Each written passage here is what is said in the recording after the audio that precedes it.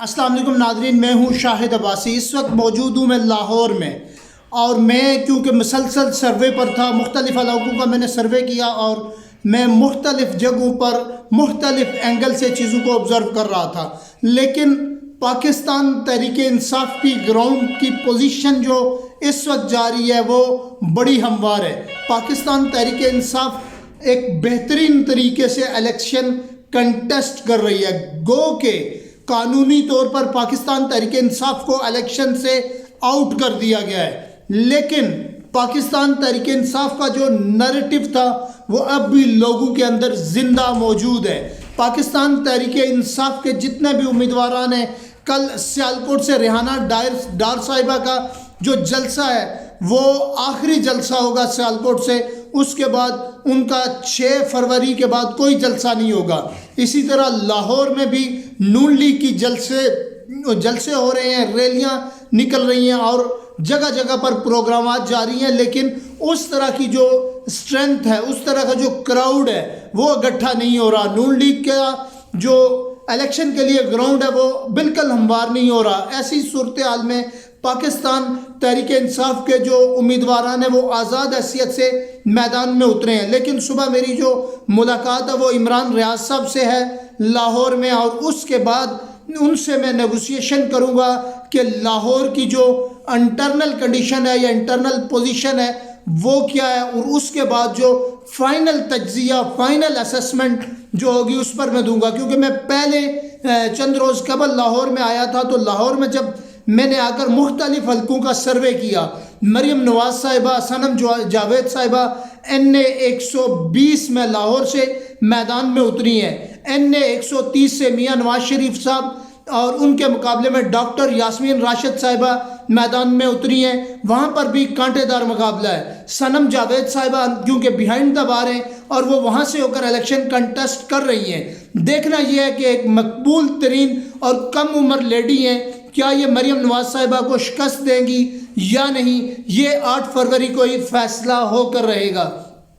اسی طرح برف خانہ چوک NA 118 سے حمزہ شہباز صاحب میدان میں اترے ہیں، ان کے مرد مقابل شاید کے جو امیدوار ہیں ان کا پاکستان تحریک انصاف سے تعلق ہے وہ اتنے مضبوط نہیں ہے۔ مختلف علاقوں سے مختلف رپورٹیں، جس طرح لالا موسیٰ سے جو ہے قمر زمان قاہرہ صاحب کا جو ووٹ بینک ہے وہ زیادہ ہے، کیونکہ جو ان کے مقابلے میں PTI کے امیدوار تھے انہوں نے الیکشن سے ہی توبہ کر لی تھی اور انہوں نے الیکشن لڑنے سے ہی انکار کر لیا تھا، انہوں نے سیاست سے دستبردار ہونے کا اعلان کیا تھا۔ تو پھر اس طرح کی کچھ صورتحال ہیں جہاں پر نون لیگ کے مخالف کوئی امیدوار نہیں ہے، وہاں سے تو شاید نون لیگ سیٹیں نکال پائے، لیکن جہاں پر پاکستان تحریک انصاف نے جس امیدوار کو نامینیٹ کیا ہے، نام دیا ہے،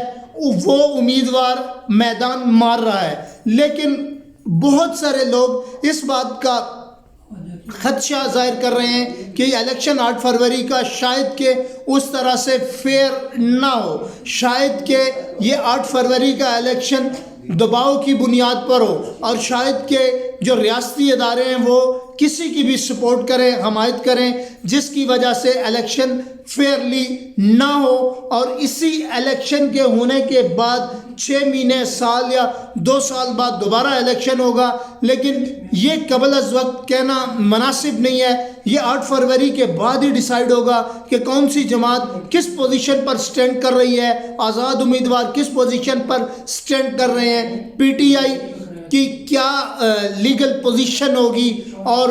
جو پیپل پارٹی ہے وہ بھی پنجاب کے اندر بار بار کوشش کر رہی ہے، بار بار جو ہے آزاد امیدواران کے ساتھ مل رہی ہے، ان کے ساتھ میٹنگز کر رہی ہے، اور یہ میٹنگز شاید کہ یہ نتیجہ آخر میں نکلے 8 فروری کے بعد، اور یہ میٹنگز آزاد امیدواران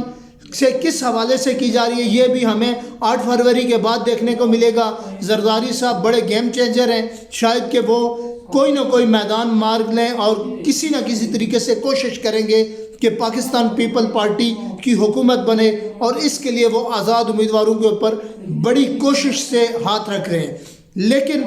جب بھی صورتحال رہی، انشاءاللہ کل آخری دن ہے، بڑے اہم ترین چند گھنٹے ہیں پاکستان کی سیاست کے ملک کی تاریخ کا حساس ترین الیکشن ہو رہا ہے، فوج کی نگرانی میں ہو رہا ہے، لیکن دیکھتے ہیں کہ یہ نظام سبوتاج ہوگا یا اس کشتی کو کسی کنارے پر لگا دیا جائے گا. لیکن صورتحال واضح نہیں ہے، ایک بڑا اپسٹ ہو سکتا ہے اس الیکشن میں، اور حقائق ہمیں اس وقت ہی سامنے آئیں گے جب ہم مکمل طور پر چیزوں کا گراؤنڈ سے جائزہ لیں گے، اور 8 فروری کے رزلٹ کے بعد ہم پھر مزید جو ہے چیزوں کے اوپر